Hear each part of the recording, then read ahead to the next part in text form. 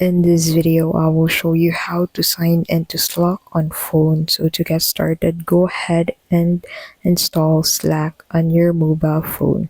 So go ahead and search for Slack on Google Play Store and then go ahead and hit on that install button to install Slack on your mobile device. So this might take a few minutes depending on the strength of your internet connection.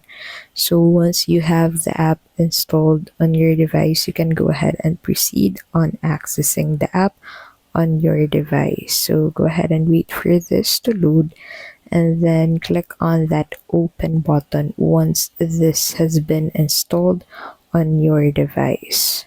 So in here, go ahead and simply click on open to open the application. And then on the application, you can go ahead and click on the sign in button to sign in into your account.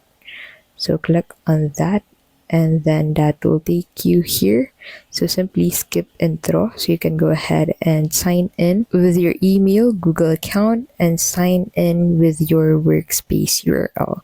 So I'll simply sign in with my Google account and then click on continue as my profile to continue on Slack using my Google account. So I'll simply select my workspace and then click on that next button at the top right of the screen. And this will redirect me into the home page inbox of my Slack workspace, and that's basically how you can sign into Slack on phone.